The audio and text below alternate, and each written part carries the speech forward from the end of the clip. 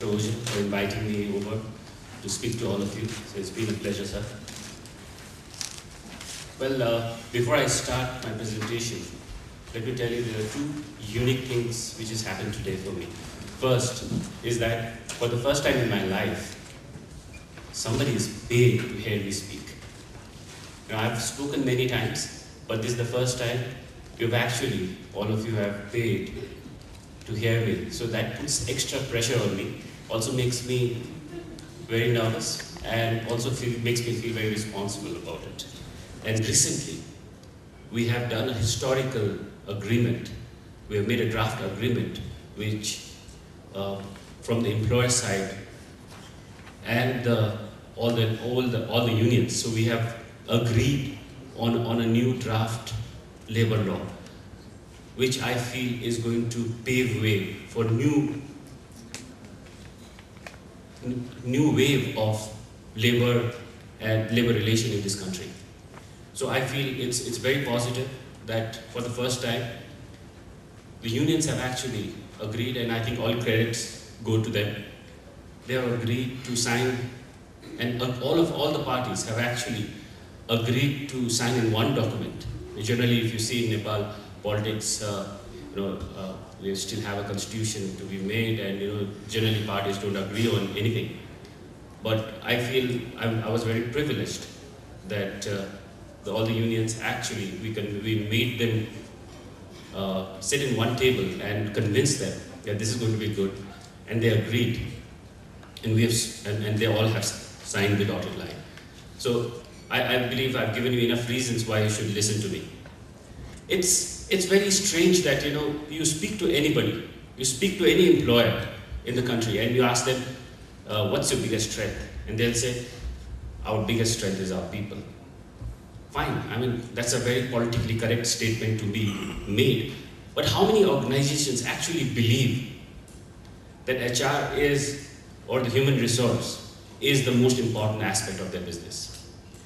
I would probably doubt if they say that it is the most important. The reason is, if you ask the second questions, so how transparent is your organization?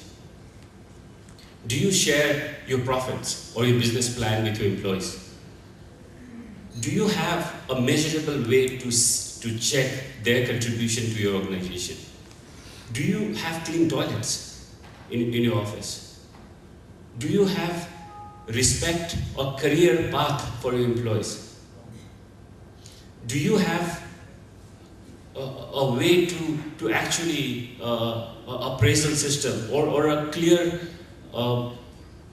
way that this is how you're going to grow up in an organization? There are so many questions which you can ask, and you'll probably get not a very clear answer. So how it is possible that HR is very important for your organization? Obviously, as we all know, the fundamentals of our economy is pretty strong. We've had a steady growth of our GDP is growing at around 5%. So in Western standard, that is not too bad. Even during our insurgency periods, and our secretary is right here, even during the insurgency, the peak of insurgency, our economy still grew around 2%. So that shows the resilience of our economy. We also do not have any balance of payment issues. We have inflation which is under control, which is around 5 to 6%, which is not bad for a developing country. So having said this, why is it that we are not able to create enough jobs in the country?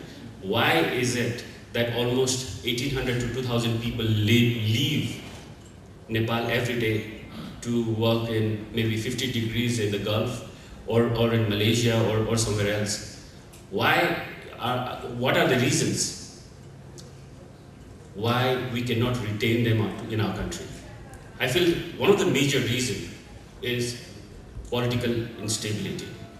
I mean, I'm one person who's not very obsessed about politics. I'm not a person who says that constitution is really going to make us all happy and we're really going to go places. It cannot. Creating jobs is going to take us places. Getting economic activities very active is going to take us places. It's not the constitution which is going to really make us really prosper in this country. And since this is in Nepali, I will read it out in Nepali as well. It says, रोजगारदाताले प्रतिष्ठान सञ्चालनमा आर्थिक समस्या उत्पन्न भएमा वा प्रतिष्ठानहरू दाबिएको वा प्रविधिमा परिवर्तन भएमा, which basically means if you are into a financial difficulty or if you merge with other companies or if there's a technological change, परिवर्तन गरेको कारण श्रमिक संख्या बढी भएमा, so if you have too much of if you want to cut down your labor, वा रोजगारदाताको काबुभन्दा बाहिरको परिस्थिति, if it is circumstances beyond the control of the employer, पूर्ण वा आंशिक रूपमा बन्द गर्नु परेमा, if you want to close partially or if you want to close fully, या तोकिए बमोजिम अन्य कुनै कारण भएमा रोजगारदाताले श्रमिक कटौती गर्न सक्ने छ. So this is a major achievement. यसरी श्रमिक कटौती गर्दा कुनै सरकारी निकायको अनुमति वा स्वीकृति लिनु पर्दैन. Now this actually is very clear that we are allowed to hire, and under the circumstances we can fire as well, which I feel is very balanced in both ways. And so this I feel is the single most achievement of the new labor draft which we have. जस्तो शिफ्टमा worker काम गर्छन्, as a बिहान 6 देखि 2 बजीसम्म, 2 देखि 10 बजीसम्म 3 shift. मानिलिनु general इन्डस्ट्रिजहरू 8 देखि सुरु हुन्छ, 5 बजीसम्म, 9 देखि सुरु हुन्छ, 6 बजीसम्म. अनि के छ भने लेडिज इम्प्लोयरहरू छ भने सूर्य उदाउने र सूर्य अस्तपछि यातायात व्यवस्था गर्नुपर्छ. अब सर सूर्य उदाउने सूर्य अस्ताउने डिफाइन कसले गर्ने? कुनै बेला 5 बजे अस्ताउँछ, कहिले 6 बजे अस्ताउँछ. ओ राइट, म भन्छु सर, अब जसले जुन इन्डस्ट्रीमा लार्ज स्केल इन्डस्ट्रीभित्रै एउटा रेस्टुरेन्टको व्यवस्था गरेको छ अथवा भोलि गाडीको लेबरको नयाँ चिजहरू ठिक छ र ब्यालेन्सिङ होला. तर यस्ता माइनर चिज छन् जुन चिजले generally day to day daily इन्डस्ट्रीमा प्रब्लम छैन, no problem. Shift industry large scale इन्डस्ट्रीमा त्यसले इम्प्याक्ट पार्छ. अझै सकिन्छ भने मेरो सुझाव गर्छु मलाई. But coming to this, that the ladies go, the new labor law, after sunset, if you're employing a lady, then you will have to ensure that transportation has been provided. I agree, this is a problem. This has been an overlook. I will not deny the fact.